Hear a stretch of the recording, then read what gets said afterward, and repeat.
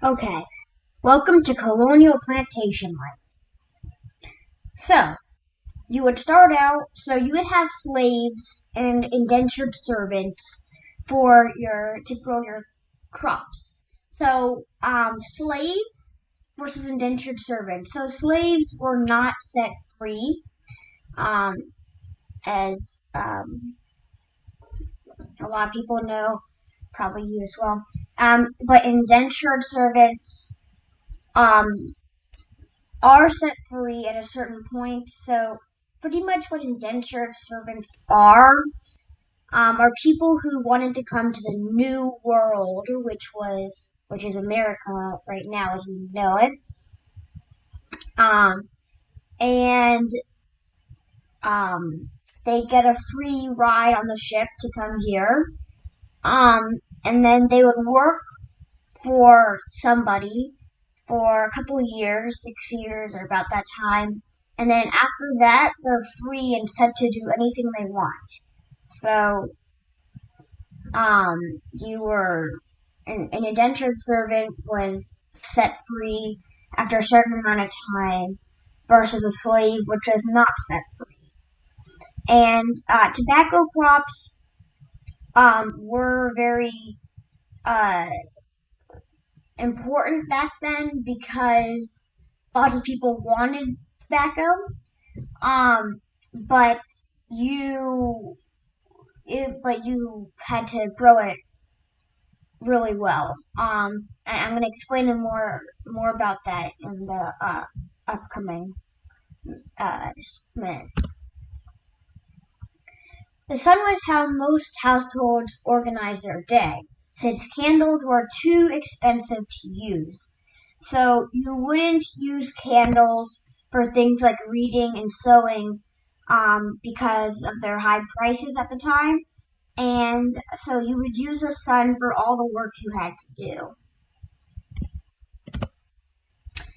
And the first thing that happened in the morning was fishing. So they would go out fishing um, to get their fish.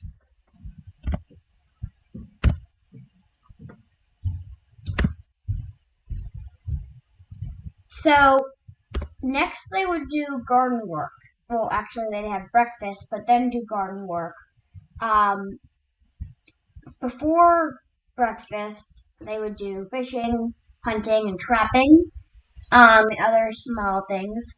But then you get breakfast and then out into the garden after breakfast. So you'd pick food, uh, plant stuff, or whatever you want to do in the garden. You go out there and probably pick some food.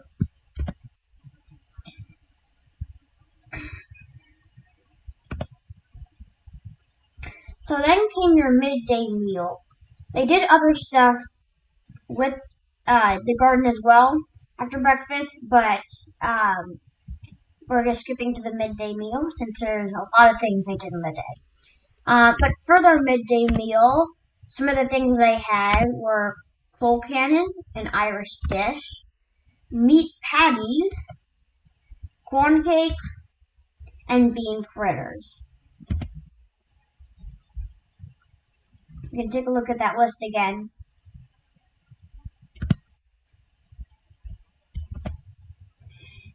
Boys would do household chores such as carrying water and wood and building fires. Now we're back to some tobacco. So the demand for tobacco was very high, but it was not easy to grow. So that's the tobacco leaf. The weather was definitely very crucial to the success of the crop. Any misjudgment about the weather could ruin your whole crop. So you can see on the left, we have a good weather crop and a bad weather crop. You have to figure out when you want to plant them and harvest them. Is it going to rain? Is it going to rain too much? Is there going to be sun? Is there going to be a lot of sun? So figure that out. And then tobacco wasn't the only crop colonial farmers grew. They grew other things like, take a guess. corn. So it seems very familiar, right?